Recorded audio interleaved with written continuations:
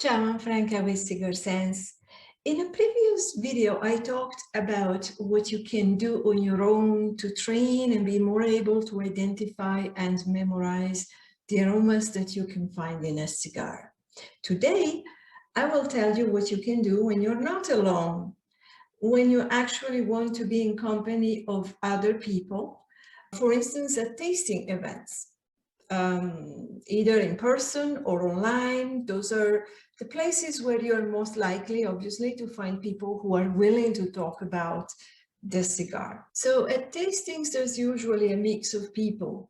Some love to just sit back and relax. Some focus on talking about the tobacco, and here you need to identify them. There are those people who actually want to talk about what they sense as they smoke the cigar.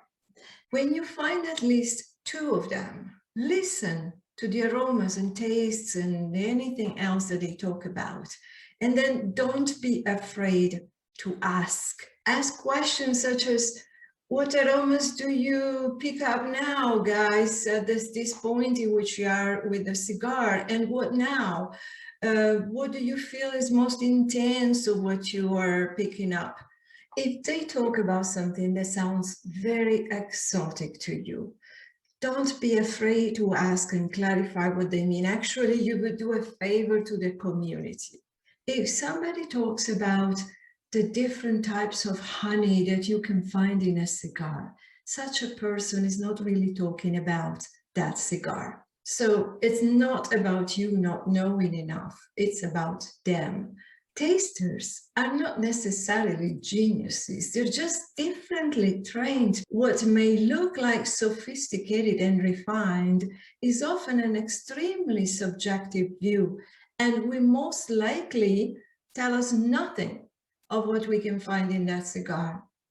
This is also the reason for which you need to find at least two people to talk about the same cigar with you. Also, try to bring the conversation to a high level of descriptors. What I mean is, if someone says hazelnut and somebody else says walnut, just remember nut to get a better sense of how aromas are grouped into categories. You can download the aromas wheel from the Cigar Sense website. If there's a lot of descriptors of aromas that people evoke during the tasting, it may become very confusing at the beginning. So you need to really focus on 2, 3 key aromas that are most frequently coming up, or that people sound mostly convinced about. If some of what is being said persuades you, take another puff, retrohale, and double check if you also can clearly identify that aroma yourself. If you do, try to make an association so you can recall that particular aroma another time when you smoke another cigar.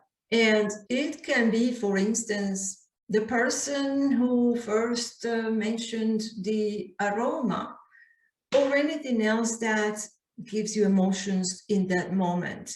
As I mentioned in the previous video, the more emotions you put in the associations, the better it works.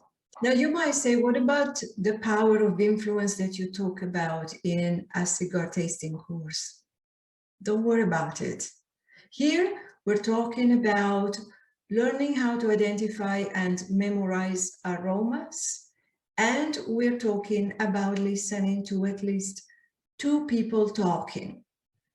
Now, the power of influence is very important when you review cigars and publish your reviews for others to follow your guidance, your advice when they need to buy.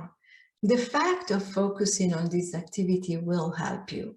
And I don't need to be the one telling you that so often it's all about focus and believe that we can do it. That's it for today. And if you like this video, please give us a like and subscribe to our YouTube channel. Thank you. Ciao.